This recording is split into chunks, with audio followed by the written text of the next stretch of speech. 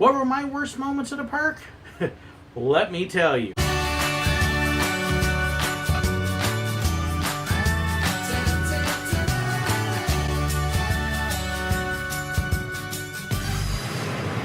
It was rare for me to have a bad day when I was working at the theme parks. My work days at Busch Gardens, at Disney World, at Silver Dollar City were always good days, with the very rare exception. And the vast majority of the time, it was a lot of fun. The guests were great, they were there to have fun, and you just wanted to make them happy, and that's what made the job so great. But of course, just like every other place, there were those moments when things didn't go quite as you planned, and then it made for some very interesting times. At Busch Gardens, my problem came because of my driving skills. I like to think I'm a pretty good driver, but when you start sitting in the vehicle on the wrong side and you're driving a large 16-passenger truck and you're trying to make sure you're not hitting animals and boulders, well, every now and then something will happen. I had one time I was coming around the corner over by the elephant pen, and all of a sudden you hear this crunch. Oops. Hit the rock. The worst problem I really had at Rhino Rally was on the water part one time. The water part of Rhino Rally, you would drive up onto this bridge, you would get stuck, and then the bridge would break and you would start floating down the river. And you'd scream and yell and make it look like you were in a panic because something bad was going to happen, even though everybody knew there wasn't. Well, on this, there's one little waterfall. Not very big, just a little one.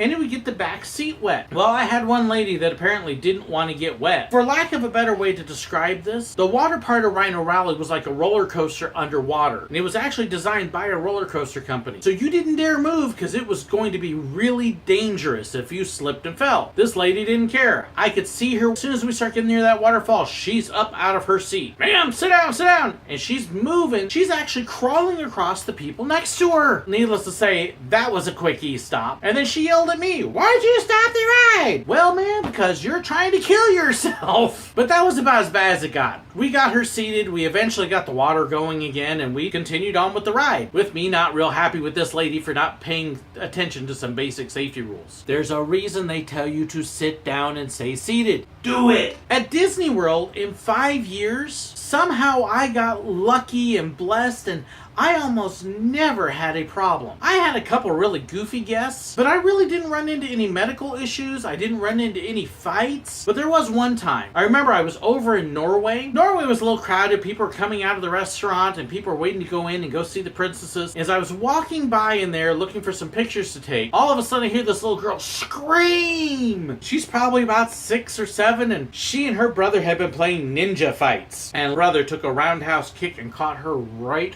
in the mouth. When I got over there, at this point, the poor little girl, she's just bleeding, and or the older brother said, they're kind of going, "What did I do?" I think that was the only time I ever actually had to call first aid. But we got her taken care of, and that was about the worst I got at Disney. Silver Dollar City, working on the train there, we had stuff happen. Older train engines and just the people, we would get some weird stuff. I can remember one time I was out in the woods as a robber. We're waiting for the train. We know it passed us by on one side, and we're down there waiting for it to come around so we can start our robbery show, and it doesn't come. And it doesn't come. And it still doesn't come. At this point, the other robber and I looked at each other and went, something happened. We started walking up the railroad tracks, only to find that the side rods that attached the wheels together and helped them all go, one of them had actually fallen completely off the train. It was stuck out there in the woods, not able to move until they could figure out how to get this thing back on. That took about an hour, hour and a half of these poor guests sitting there on the train, waiting to be able to go again, because it's a long walk back from where they were. But that wasn't too bad. We managed to get it fixed, and we got them back into town and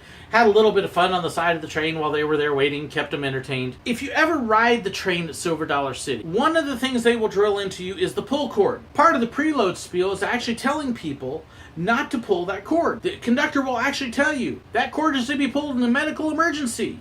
If that cord is pulled and we find out it is not a medical emergency, we will arrange one for you. And he flashes his 20-gauge shotgun, trying to make the point that it's for medical emergencies. And we tell you again when you get on the train. But every now and then you get somebody that will pull it anyways thinking they were funny. Especially the ones in the train station. "Oh yeah? Watch this." And then you would just sit there because now you have to go through all the safety checks and protocols to turn it off and make sure you're cleared to go and that nobody was actually hurt or injured or had a problem. It's not funny to pull the pull cord.